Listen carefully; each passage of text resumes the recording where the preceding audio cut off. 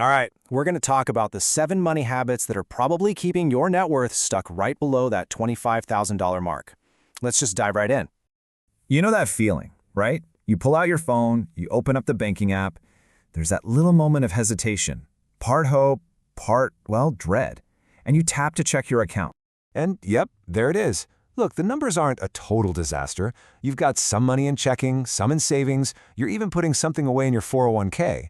But then you look at the other side, that credit card balance, the car loan. They're just weighing everything down. And when you do the quick math, you realize your net worth is just stuck. It never seems to break through. And that is so frustrating, isn't it? Because you're not being reckless here.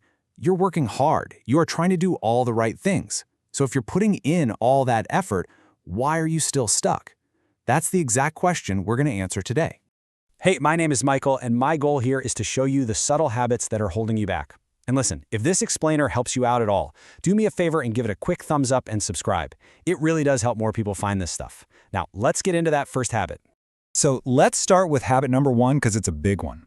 And what's so sneaky about it is that it actually feels like you're being responsible. It's this idea of treating savings like it's some kind of finish line. So here's what most of us do. We save in these intense little bursts, right? I need to save $5,000 for a vacation. So you hustle, you cut back, you hit the goal, and then what? You stop. You ease up. The wealthy way is totally different. Saving isn't a goal, it's a system. You automate it. It becomes this non-negotiable thing that just happens every single month, like a utility bill, without you ever having to think about it. And that leads us right into habit number 2, which I know is a really tough one for a lot of us. It's financing a lifestyle you haven't quite earned yet. Oh, I hear this all the time. Come on, Michael, it's just a car payment. Everybody's got one. And I totally get it. We want to have nice things. We want to feel like we're moving up. But that one simple monthly payment, it has a massive, massive hidden cost. That average car payment, around $700 a month, if you invested that money instead over 20 years, it could be worth over $344,000. I mean, just let that sink in for a second. That's not a car payment, that's a huge chunk of your retirement. Debt doesn't just cost you the interest, it costs you time. And time is the secret ingredient to building real wealth. Okay, on to habit number 3. This is a trap that so many people fall into, especially when they start getting raises. It's the belief that a higher income, by itself, is going to be the magic wand that solves all your money problems. And here's why that's just not the full story. Look at this. The person making $100,000 but only saving 5%, they're putting away less than half of what the disciplined person making $60,000 is saving. It proves that wealth isn't just about what you make. It's about the gap between what you make and what you spend. It's all about control.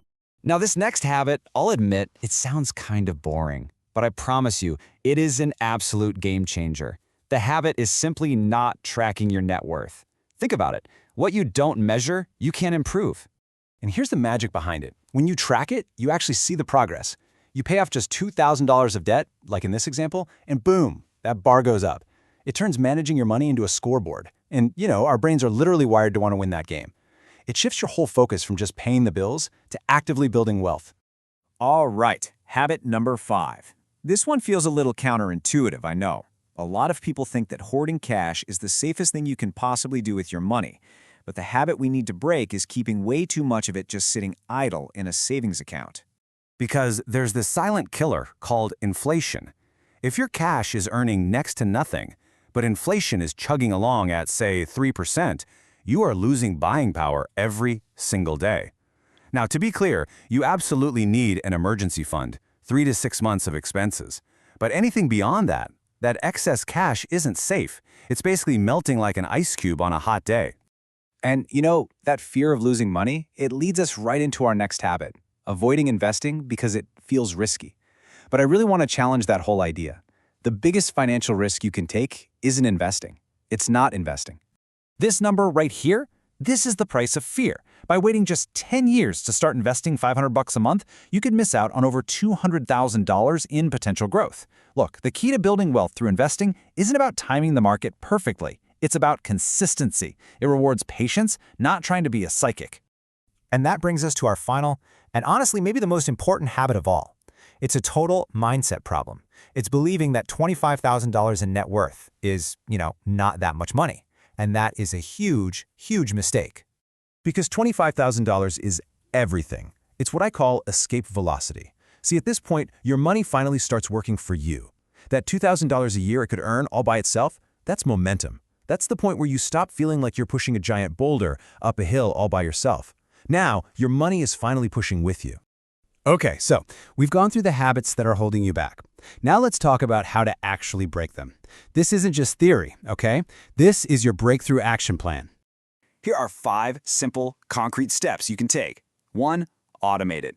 Get 15 to 25% of your income saved or invested before you even have a chance to spend it. 2. Kill high-interest debt. Go after any debt over 6 or 7% like it's your mortal enemy. 3. Track your net worth. Seriously, just 10 minutes once a month. 4. Invest and keep it simple. Low-cost, broad index funds consistently. And 5. Delay the big upgrades. Wait to buy the fancy car or bigger house until your investments can actually pay for them. You know, so many of us think that being wealthy means hitting some massive, far-off number. But it's not. Wealth doesn't start at $1 million. It starts with control.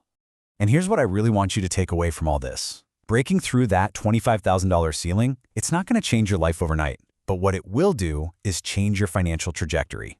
And in the long run, your trajectory is everything. If this helps you rethink even one of your habits, hitting that like button and subscribing really does make a huge difference. So thank you. So before you click away, I want you to ask yourself this one question. What's the very first habit you are going to break? Drop it in the comments below. I'd love to see it. I'll see you in the next one.